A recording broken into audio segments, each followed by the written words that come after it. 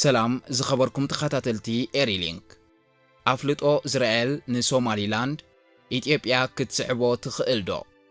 ጽልውኡ ኣብ ዞባናን ዓለምን ኣብ ትሕቲ ዝብል ኣርእስቲ ዝተዳለወ ፍሉይ መደብ እንሆ ሰናይ ምክትታል ሓደ ካብ ኣስደማሚ ዲፕሎማስያዊ ፍጻሜታት ናይ ዝሰሙን እዚ ከም ሉዓላዊት ሃገር ዓለምለኻዊ ኣፍልጦ ዝተነፍጋ ሶማሊላንድ ወግዓዊ ኣፍልጦ እትህባ ሃገር ምርካባ እዩ ነዚ ዘፍለጠ ቀዳማይ ሚኒስተር እስራኤል ቤንያሚን ነታንያሁ ኮይኑ በዚ ውሳኔ እዚ እስራኤል ኣብ ዓለምና ንሶማሊላንድ ኣፍልጦ ዝሃበታ ቀዳሚት ሃገር ኮይናላ ድሕሪ እዚ ዜና ምቅልሑ ብዙሕ ግብረ መልስታት እዩ ውሒዙ ካብ ሃርጌሳ ርእሰ ከተማ ሶማሊላንድ ናይ ሓጎስ መግለጺ ክስማዕ እንከሎ ካብ ብዙሓት ካልኦት ወገናት ግን ከቢድ ተቃውሞ ኣቃሊሑ ካብ መቃዲሾ ዝወፀ መግለጺ ዝኾነ ይኹን ንሓድነትን ሉዓላውነትን ግዝኣታዊ ምሉእነትን ሶማልያ ንምድኻም ዝግበር ፈተነ ኣብ ሰላምን ምርግጋእን መላእ ኣህጉር ኣፍሪቃ ሰፊሕ ሓደገኛ ጽልዋ ዘለዎ ተምሳሌታዊ ቅድመ ፍጻሜ ዘቐምጥ ኣዕናዊ ኣብነት እዩ ዝብል ተሪር ግብረ መልሲ ተሰሚዑ ሚኒስተራት ጉዳያት ወጻኢ ግብጺ ቱርክን ጅቡትን ከምኡውን ሕብረት ኣፍሪቃ ካብቶም ብቕጽበት ተቃውሞኦም ዝገለጹ እዮም ንሉዓላውነትን ግዝኣታዊ ሓድነትን ጥምርቲ ሶማል ዘለዎም ደገፍ ደጊሞም ብምርግጋጽ እዚ ውሳኔ እዚ ነቲ ሃገራት ኣፍሪቃ ዝቆማሉ መሰረታዊ መትከል ምኽባር ግዝኣታዊ ሓድነት ከምኡውን ንቻርተር ሕቡራት ኣፍሪቃን ሕቡራት ሃገራትን ዝጥሕስ ምዃኑ ብምጥንቃቕ ድማ ንበይናዊ ውሳኔ እስራኤል ኣትሪሮም ነጺጎሞ ቀዳማይ ሚኒስተር ሶማልያ ሓምዛ ዓብዲ ባረ እስራኤል ዝወሰደቶ ስጉምቲ ደይ መደይ ኢልካ ኣብ ልዕሊ ሉዓላውነት ሶማል ዝተፈጸመ መጥቃዕቲ እዩ ክብል ቁጡዕ ግብረ መልሲ ሂቡሉ ገለገለ ኣፍሪቃውያን ተንተንቲ ፖለቲካን ነጠፍቲ ማሕበራዊ ሜድያን እውን ብተመሳሳሊ ውሳኔ እስራኤል ብድሕሪት ናይ ምዕራባውያን ድርኺት ዘለዎ ንሃገራት ኣፍሪቃ ናይ ምብትታን ስውርን ሓደገኛን ሽርሓዊ ኣጀንዳ እዩ ብምባል ብነድሪ ርእይቶኦም ክገልጹ ተሰሚዖም ፕሬዚደንት ሕቡራት መንግስታት ኣሜሪካ ዶናልድ ትራምፕ ደድሕርቲ ውሳኔ ብዛዕባ እቲ ጉዳይ ብጋዜጠኛታት ተሓቲቱ ነይሩ ትራምፕ ኣብ ፈለማ ዘረብኡ ኣብ ውሳኔ እስራኤል ዘእቱ ከምዘይብሉ ብዛዕባ እዚ ጉዳይ ርእይቶ ክህብ ከምዘይደልን እዩ ተዛሪቡ ኣሜሪካ ንሶማሊላንድ ኣፍልጦ ክትህባ ትኽእል ዶ ተባሂሉ ምስ ተሓተተ ድማ ክንሓስበሉ ኢና ኣነ ዓበይቲ ውሳኔታት ናይ ምውሳድ ልምዲ ኣለኒ ኩሉ ዝውስኖ ድማ ቁኑዕ እዩ ክብል መሊሱ እንተኾነ ጸኒሑ ኣሜሪካ ንሶማሊላንድ ከም ሉዓላዊት ሃገር ኣፍልጦ ክትህባ ከምዘይትደሊ ኣብ ሶማሊላንድ ወተሃደራዊ ማዓስከር ናይ ምድኳን መደብ እውን ካብ ፈለማ ከም ዝተቃወሞ ገሊጹ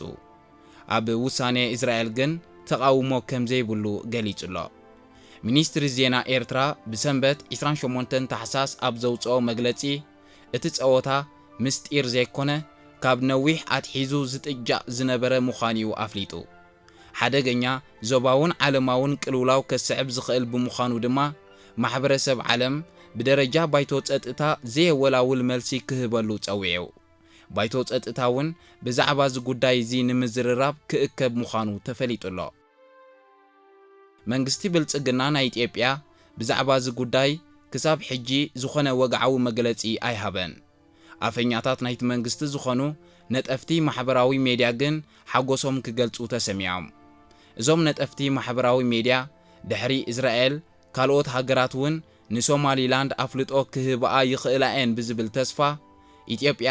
ምስ ሶማሊላንድ ፈሪማቶ ዝነበረት ብዙሕ ተቃውሞ ምስ ኣጋጠማ ዝተወንዘፈ ኣፍ ደገ ባሕሪ ናይ ምርካብን ሓይሊ ባሕሪ ናይ ምምስራትን መረዳድኢ ሰነድ ተግባራዊ ዝኾነሉ ግዜ ሕጂ ምዃኑ ይገልጹ ኣለዉ ከም ዝፍለጥ መንግስቲ ብልጽግና ናይ ኢትዮጵያ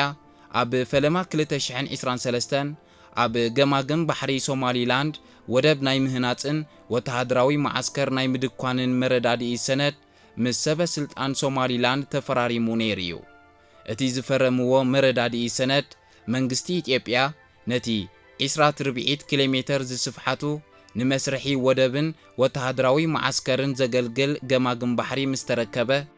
ኣምሳይኡ ንሶማሊላንድ ከም ሉዓላዊት ሃገር ኣፍልጦ ክህባ ምዃንዩ ዝገልጽ እዚ መንግስቲ ብልጽግና ምስ ሓንቲ ኣካል ሉዓላዊት ሃገር ሶማል ዝኾነት ዞባ ዝኸተሞ ስምምዕ ኣብ ግዚኡ ካብ መንግስቲ ሶማል ብርቱዕ ተቃውሞ እዩ ኣጋጢምዎ ደድሕሪ እቲ ስምምዕ መራሒ ሶማል ኣብ ኣስመራን ካይሮን በፂሑ ምስ መራሕቲ ሃገራት ግብፅን ኤርትራን ብዛዕባ እቲ ጉዳይ ምዝርራቡ ዝዝከር እዩ ናብ ውድብ ሓድነት ኣፍሪቃ ሕቡራት ሃገራትን ማሕበር ሃገራት ዓረብን ድማ ኢትዮጵያ ላዕላውነተይ ደፊራ ዝብል ክሲ ኣቕሪቡ ማሕበር ሃገራት ዓረብ ብኡ ንብኡ ተቃውምኡ ኣስሚዑ እዩ ኣብ መወዳእታ ግን ብሽምግልና መንግስቲ ቱርኪ እቲ ተፈጢሩ ዝነበረ ወጥሪ ክሃድእ ክኢሉ ኢትዮጵያውያን ተንተንቲ ፖለቲካን ነጠፍቲ ማሕበራዊ ሜድያን እስራኤል ንሶማሊላንድ ኣፍልጦ መሃባ ንኢትዮጵያ ዘርብሕን ሓጋዝን እዩ ስለዚ ኢትዮጵያ እውን ኣሰር እስራኤል ስዒባ ኣፍልጦ ክትህባ ኣለዋ ይብሉ ኣለዉ ካልኦት ሃገራት ክስዕባ እውን ተስፋ ኣሕዲሮም ኣለዉ ብርግጽ ግን ካልኦት ሃገራት ኣሰር እስራኤል ብምስዓብ ንሶማሊላንድ ኣፍልጦ ክህባ ድየን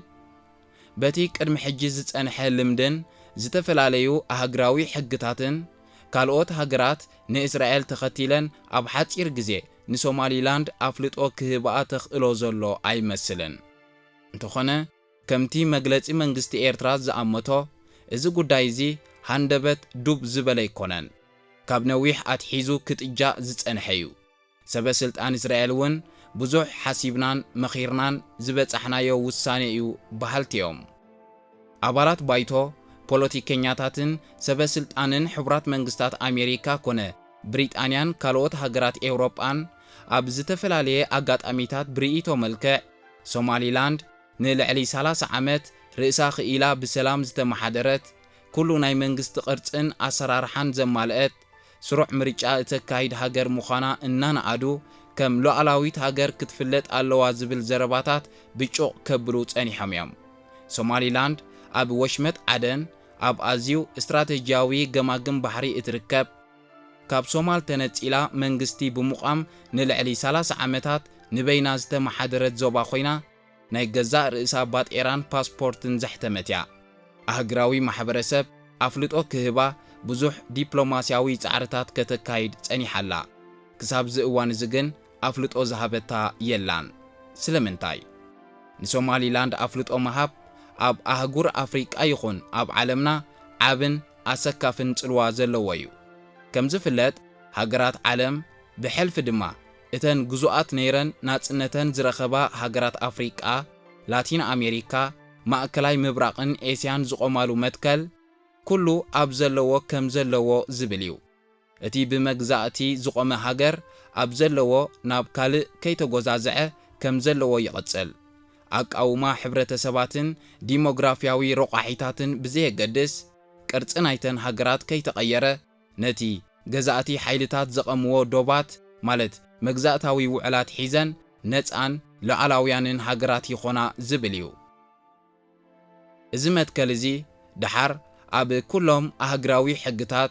ቻርተር ሕቡራት ሃገራት ይኹን ቻርተር ሕብረት ኣፍሪቃ ዝሰፍረ እዩ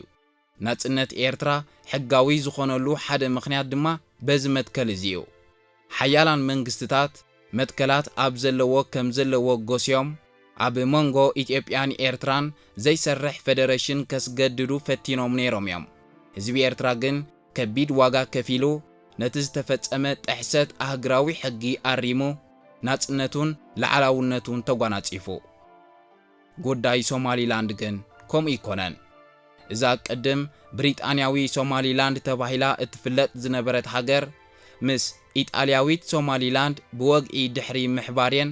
ከም ሓደ ሃገር ኮይነን ካብ መግዛእቲ እንግሊዝ ሓራ ወፂአን ንሉዓላዊት ሃገረ ሶማልያ ፈጢረን ብመትከል ኣብ ዘለዎ ከም ዘለዎ ድማ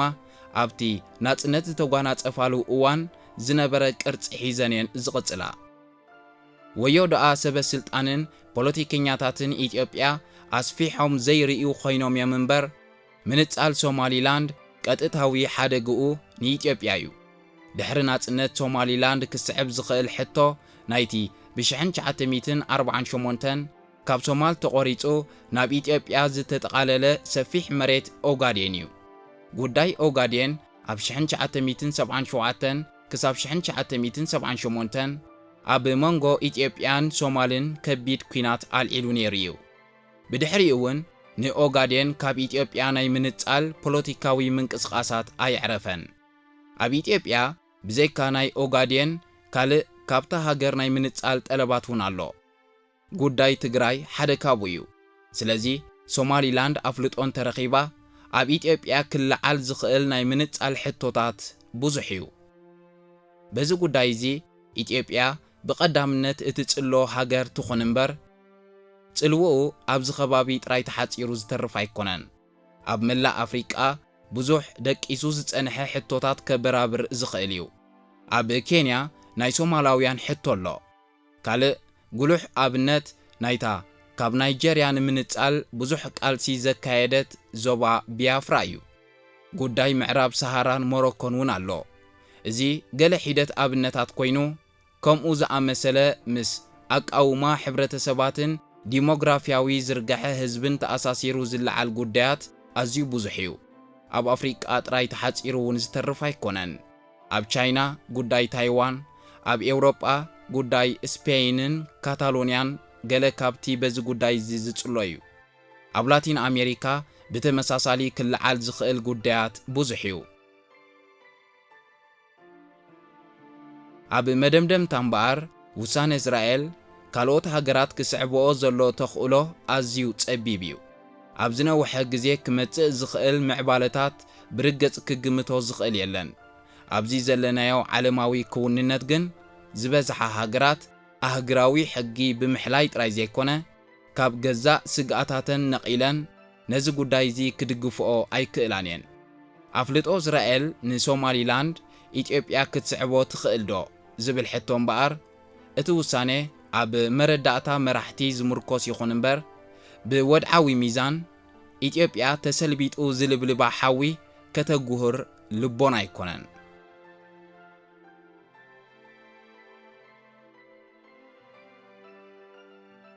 ዝኸበርኩም ተኸታተልቲ ኤሪሊንግ